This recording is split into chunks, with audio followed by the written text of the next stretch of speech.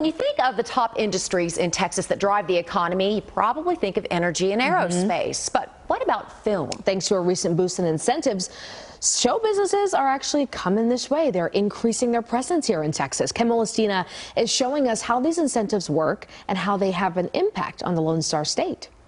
Texas has frankly not been very competitive over the last however many years that it's been. But people like Dallas Film Commissioner Tony Armour and Mindy Raymond with the Texas Media Production Alliance believe a change is coming.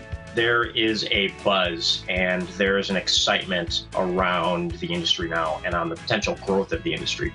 There is such a great excitement that hasn't really been there before. This year, state lawmakers allocated $200 million from the state's budget to go towards the state's film incentive program. The name of the game for our industry is incentives. If you've seen the TV show 1883, the prequel to the popular Yellowstone series, you know that many of those scenes were shot right here in the Fort Worth stockyards. Armour and Raymond say they want to see a whole lot more of that, and they believe that's where the incentives come into play. A lot of other states use a tax credit, but because Texas doesn't have a state income tax, ours is more of a rebate system.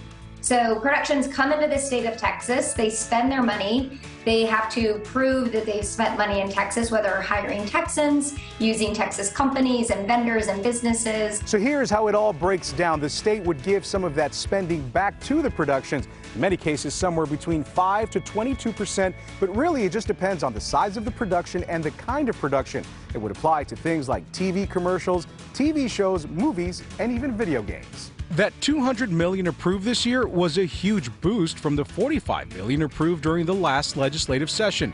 In the state's history, the highest dollar amount given to Texas's film incentive program was $95 million.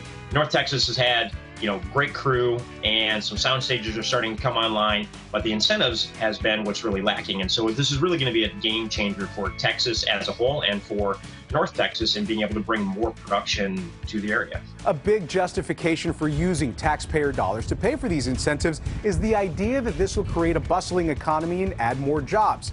But critics say otherwise. But any argument based on both tax revenue that these will pay for themselves, none of the findings, it's nowhere close. And in terms of jobs, it tends to be a relatively small number of jobs and not permanent. Jensen isn't alone in his analysis. A 2020 study out of Kennesaw State University in Georgia looked at whether film tax credits had a positive impact on the economy. It found they did not. And several states who use film incentive programs have reported mixed results when it comes to economic impact.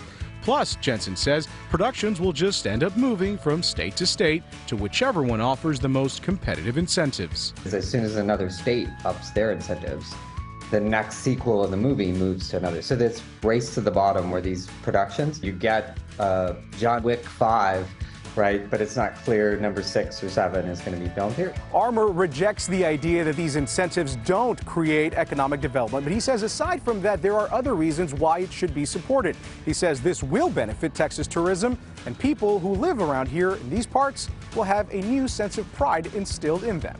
Everyone's just really excited for the future to see what comes next. I'm Ken Molestina, CBS News, Texas. That is exciting stuff.